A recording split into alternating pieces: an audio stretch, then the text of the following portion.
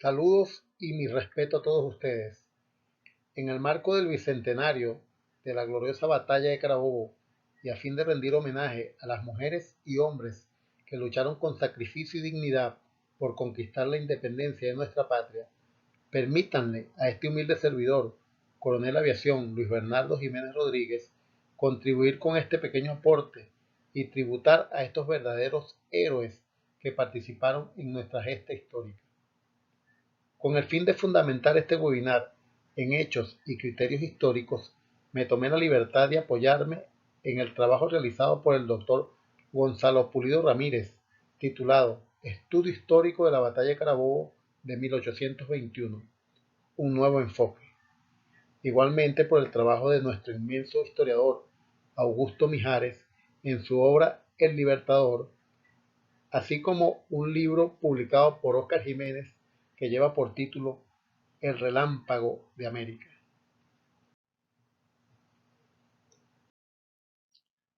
La campaña militar de Carabobo fue una de las grandes empresas de mayor planificación estratégica y más exitosa del libertador Simón Bolívar, la cual estuvo conformada por un conjunto de maniobras militares ejecutadas por el ejército patriota con el fin de lograr la libertad del territorio de Venezuela, y la cual culminó con la famosa Batalla de la Sabana de Carabobo, a escasos 30 kilómetros de la ciudad de Valencia. Es importante señalar que el Libertador venía de anotarse un gran triunfo político al firmar el armisticio y tratado de regularización de la guerra, acuerdo que fue firmado por el Libertador Simón Bolívar y el general español Pablo Morillo, llamado por el rey Fernando VII como el Pacificador. Este acuerdo fue firmado en la población de Santa Ana, en el estado Trujillo, el 26 de noviembre de 1820 y permitió al Libertador una notoria ventaja en la lucha por la independencia. En primer lugar, por el éxito político que este tratado significaba al lograr el reconocimiento de la España y de otros países europeos a la naciente República de Colombia. Debemos recordar que ya para esa fecha Bolívar había establecido en el papel su gran sueño, que era la unión de la Capitanía General de Venezuela, el Virreinato de la Nueva Granada y la provincia de Quito en la conformación de una gran nación que la historia nos las nombra como la Gran Colombia y que en la actualidad estaría conformado por el territorio de Venezuela, Colombia y Ecuador. Con la firma de este acuerdo, Bolívar lograba el reconocimiento de Colombia la Grande y por ende de Venezuela como un Estado de derecho con todas las prerrogativas políticas y militares como cualquier otra nación del mundo.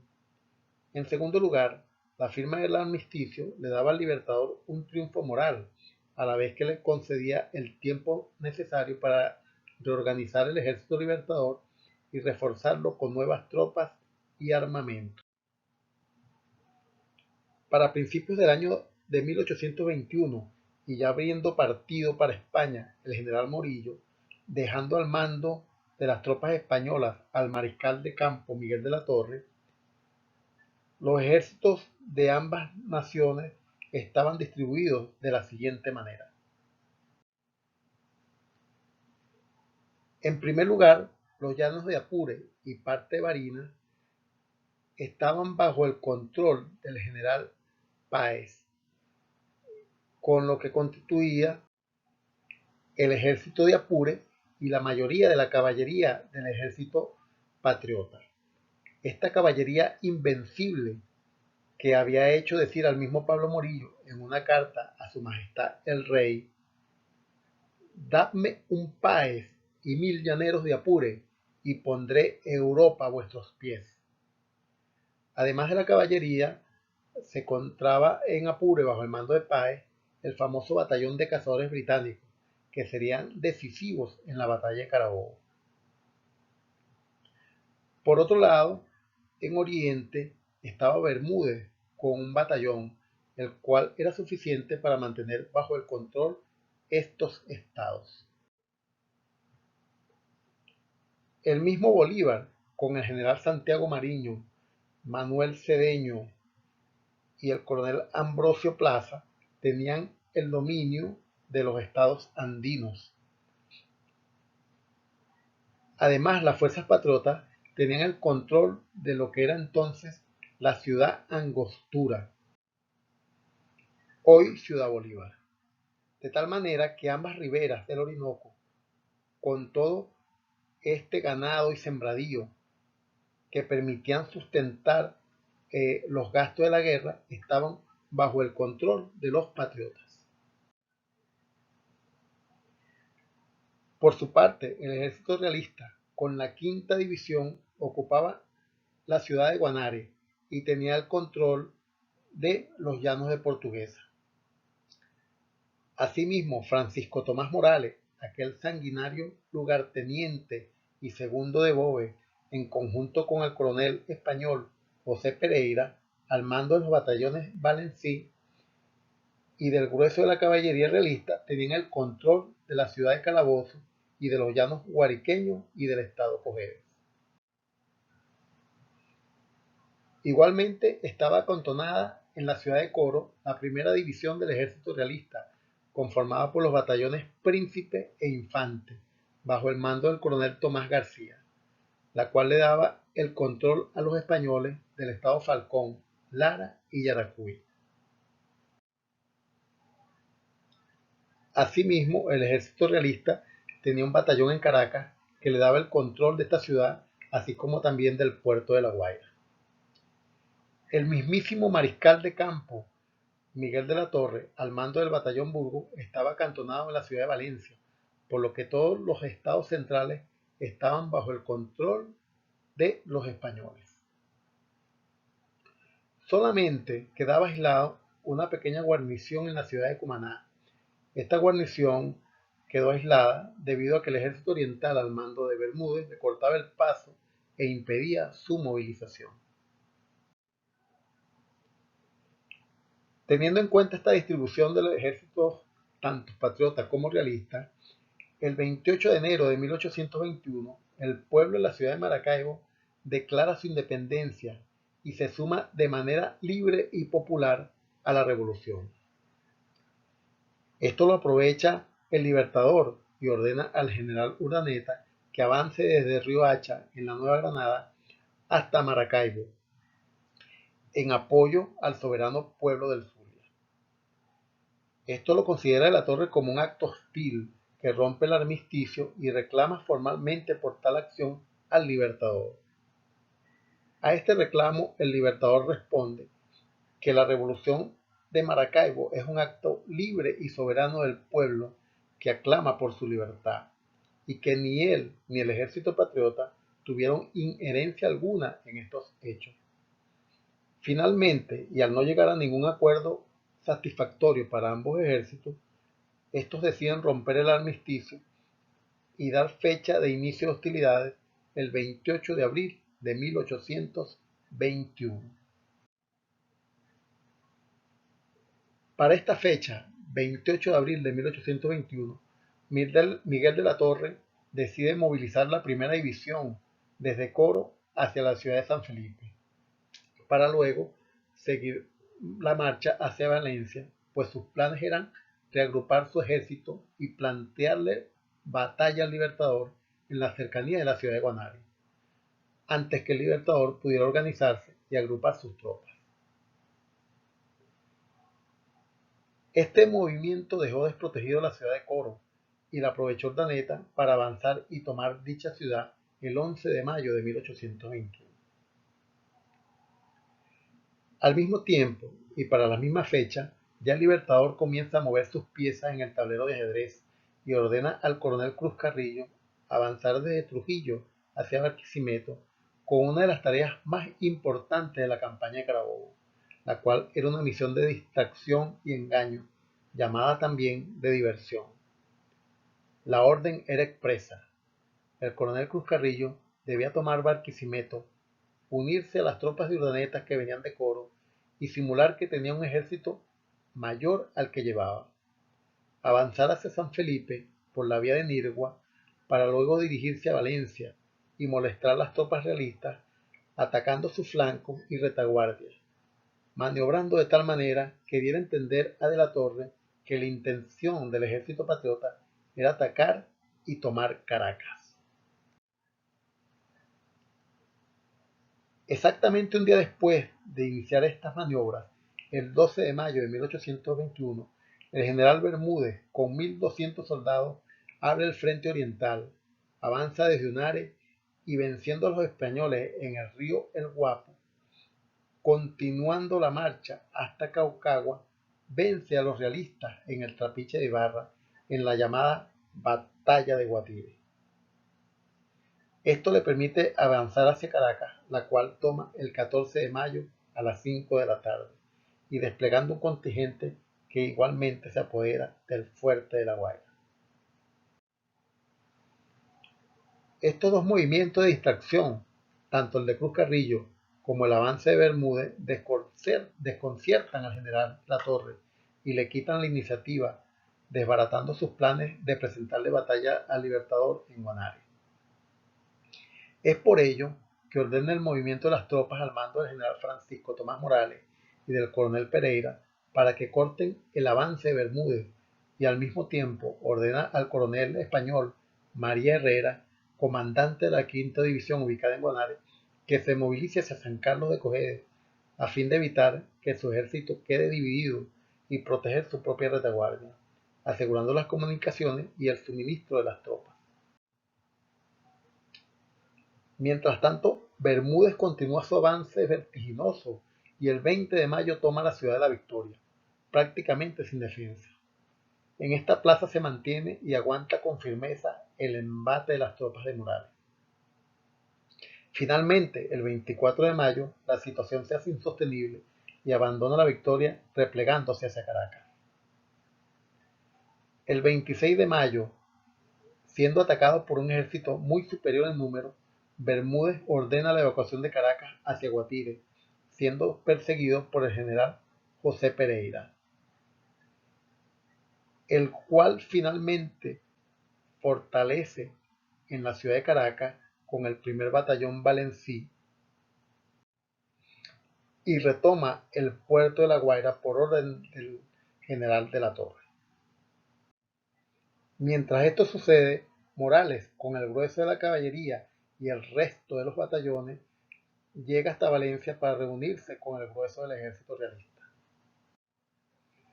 Esta maniobra de distracción de Bermúdez significó para el general Latorre dar el recurso y no quedarle otra manera que desprenderse y destacar a un hombre muy valioso como era el general Pereira,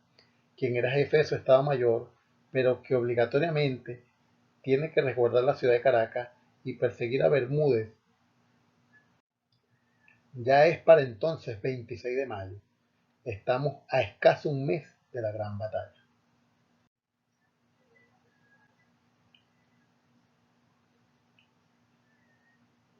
Por otro lado, el Libertador, con Santiago Mariño, Cedeño y Plaza,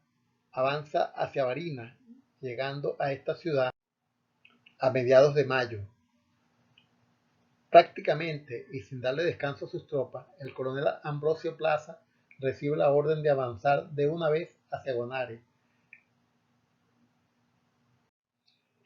El coronel Ambrosio Plaza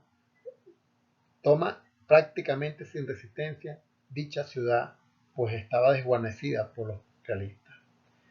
De esta manera, todo el ejército patriota está prácticamente entre la ciudad de Guanare, Tucupido, Boconó de Barinas y Guanarito, esperando solamente el avance de Páez, que venía con los llaneros desde Apure por la vía de Achagua. El 21 de mayo de 1821, el Libertador inicia la movilización de las tropas hacia Guanare, llegando a dicha ciudad el 7 de junio, reuniéndose finalmente ese día con el general Páez y el ejército de Apure, que además traían 2.000 caballos de reserva y 4.000 novillos para abastecer y sustentar el ejército. Es en esta ciudad donde por primera vez logra el Libertador reunir casi todo el ejército que presentará batalla en Carabobo, e inmediatamente comienza la marcha hacia la ciudad de San Carlos.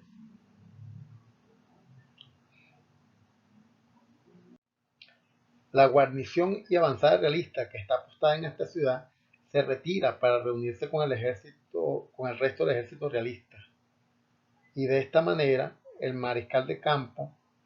Miguel de la Torre, concentra todo su ejército en primer lugar en el pueblo de Tocuyito, a escasos 10 kilómetros de Valencia, para finalmente ubicarse en la sabana de Carabobo, donde esperará al ejército patriota en formación de batalla. El 28 de mayo de 1821, Urdaneta inicia la marcha a Barquisimeto, llegando a dicha ciudad el 13 de junio, y la cual ya estaba tomada y pacificada por el coronel Cruz Carrillo. De esta manera, finalmente, se unen ambos jefes para dar inicio a las maniobras de distracción mencionadas con anterioridad. El 15 de junio de 1821, a escasos 9 días de la batalla de Carabobo, el coronel Cruz Carrillo inicia las maniobras de distracción de centro-occidente, con el batallón Maracaibo y el regimiento de carabineros, avanzando por la vía de Nirgua hacia San Felipe, atacando la guarnición que allí se encontraba y tomando por esa vía hacia Valencia, a fin de molestar la retaguardia y atacar el, el gran ejército realista. De esta maniobra y de la realizada por el general Bermúdez dependió en gran parte el éxito de la campaña de Carabobo. Esto significó para el mariscal de la Torre desprenderse de más de 3 batallones para hacerle frente a estas distracciones, no solamente mermando el ejército realista, sino que también significó el no contar en la batalla de Carabobo con grandes hombres y estrategas como lo eran el coronel Pereira, que se encontraba entre Caracas y Guarena haciendo frente a Bermúdez, y el coronel Montenegro, el cual tuvo que destacar para hacer frente a las maniobras de Cruz Carrillo. Por otro lado, el Libertador y el ejército patriota, el mismo 15 de junio, llegan a la ciudad de San Carlos, y es allí donde Bolívar organiza sus tropas en las 3 divisiones que ya son conocidas históricamente y que conforman el orden de batalla que va a presentar en el campo de Carabobo. Una primera división, conocida como de vanguardia, comandada por el centauro general José Antonio Páez. Una segunda división a la orden del bizarro general Manuel Cedeño, y una tercera división de reserva que por el momento se la da el mando al impertérrito coronel Ambrosio Plaza, a la espera de la llegada del general Urdaneta con el ejército de Occidente, y a quien le correspondía de manera natural el mando de dicha división. Cosa que nunca va a ocurrir, pues el general Urdaneta enferma en la ciudad de Barquisimeto y finalmente se queda convaleciendo en el pueblo de Cabudare. Habiéndose quedado Urdaneta en Cabudare por razones de salud, finalmente el ejército de Occidente avanza hacia San Carlos,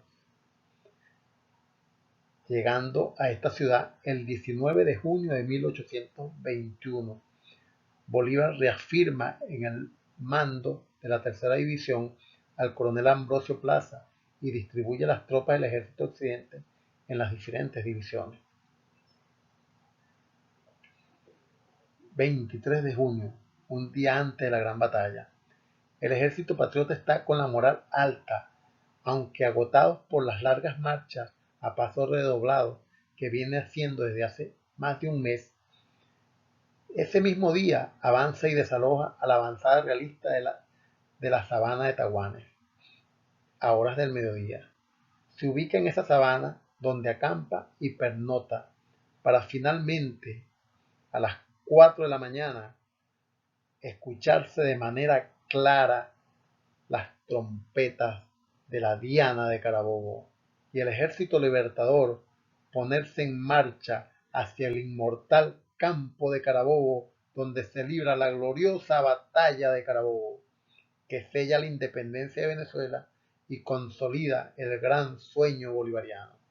con la conformación de esa gran nación conocida en la historia como Colombia la Grande. 24 de junio de 1821, 200 años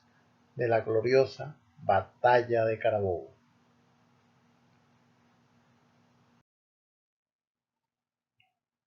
Valencia, junio 25 de 1821. Al soberano Congreso, excelentísimo señor, ayer se ha confirmado con una espléndida victoria en el campo de Carabobo el nacimiento político de la República de Colombia, Colombia la Grande, Simón Bolívar. Ha sido para mí un verdadero placer contar con su apoyo en este webinar y estamos completamente a sus órdenes.